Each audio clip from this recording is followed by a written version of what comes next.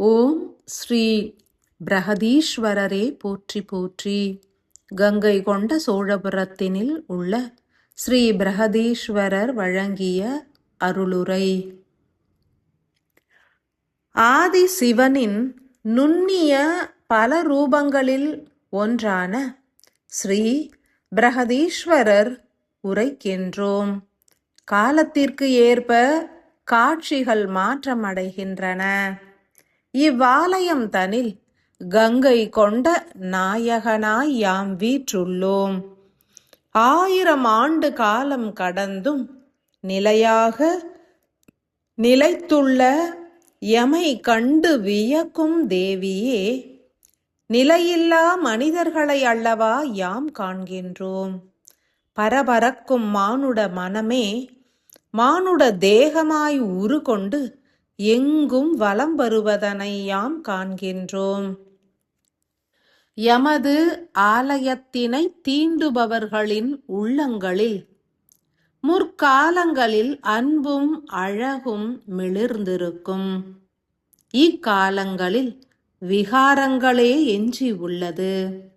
எண்ணற்ற மன போராட்டங்களை ஏந்தி ஆலயங்களை நாடியே பயணிப்பவர்களே களி முற்றியுள்ளது எனும் சத்தியத்தினை எமக்கு எடுத்துரைக்கின்றனர்.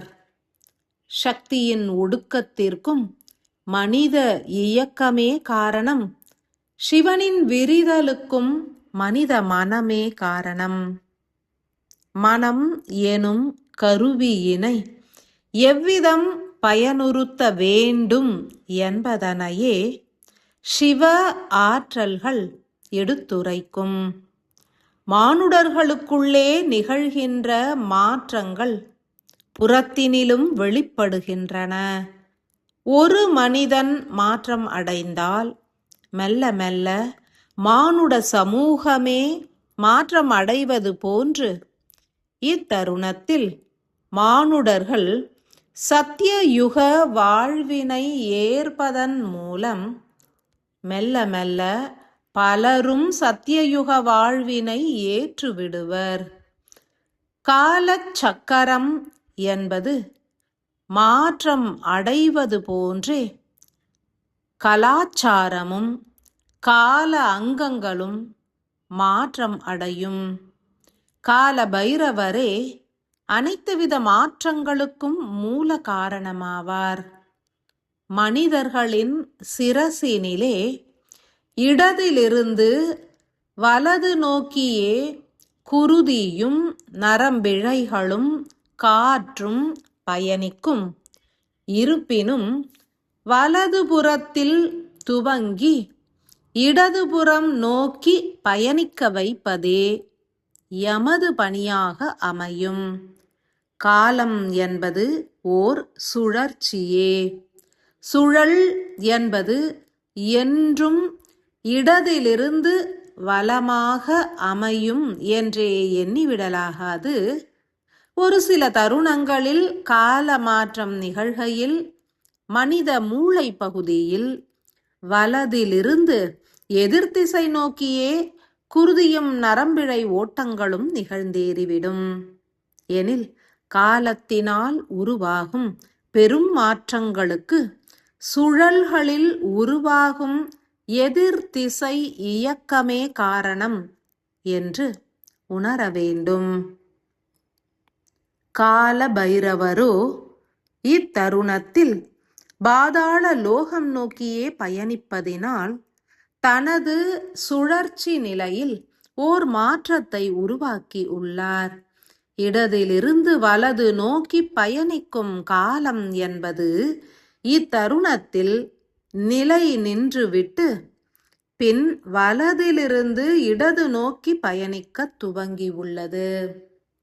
அதன் பொருட்டே காலமும் சில பல ஆண்டுகளை மறைத்துவிட்டது. இனிவரும் காலங்களில் சத்தியயுக வித்துக்களின் உள் மூளையில் இயக்கம் எனும் சுழற்சி மாற்றம் அடையும். குருதியின் பயணம் தடைப்பட்டு எதிர் திசையில் பாயத் துவங்கும். பின்னர் மெல்ல மெல்ல மனிதர்களின் மூளையில் இத்தகையதோர் மாற்றம் உருவாகும். அன்பினால் நிறைந்த ஆன்மாக்களே, எமது சன்னதியில் கங்கையே திசை மாற்றம் கண்டது என்றே உரைக்கப்படுவதன் காரணமே மானுட சிரசுகளில் குருதியின் ஓட்டம் திசை மாறியது என்பதனை எடுத்துரைப்பதாகும். கங்கை கொண்ட ஈஸ்வரராக திகழ்கின்ற யாம் எமது சன்னதியை அடைகின்ற ஒவ்வொரு மானுட சிரசுகளிலும் குருதி ஓட்டத்தின் சுழற்சியை நிலைநிறுத்தி மாற்று திசையினில் ஓட்டம் கண்டிட அனுமதிப்போம். கால பைரவர் பாதாளம் பயணிக்கும் தருணத்தில் மாத்திரமே எமது பணி என்பது துவங்கிடும்.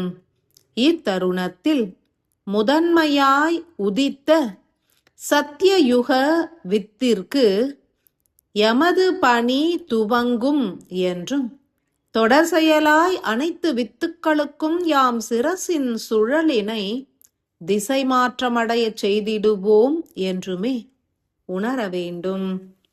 எமது சன்னதியில் சில மணித்துளிகள் அமைதியாய் அமர்ந்து தியானிக்க சிரசினில் குருதி ஓட்டம் நிலை நின்று விடுவதனையும், பின்னர் எதிர்திசை சுழல் உருவாவதனையும் உணர்ந்திடலாம்.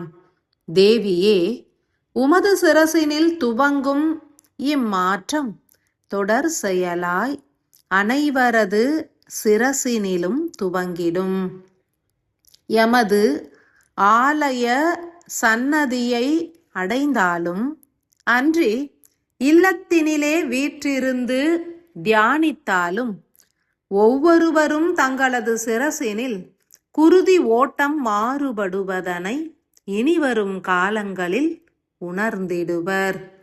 உருவாகும் கால மாற்றத்திற்கு ஓர் உன்னத அடையாளமே மானுட சிரசினில் உருவாகும் சுழலின் நிலை மாற்றம் என்றே உணர வேண்டும்.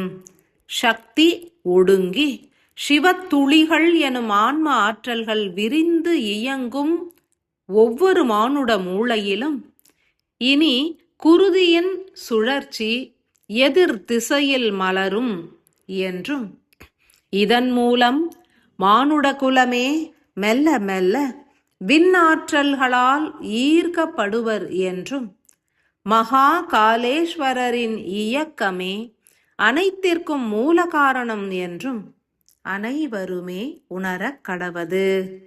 உணர்வே சத்தியம், சத்தியமே இயக்கம். உணர்வு நிறைந்த இயக்கம் மலர்ந்திட கங்கை கொண்ட ஈசனாம் ஸ்ரீ பிரகதீஸ்வரரின் பரிபூரண ஆசிகள்.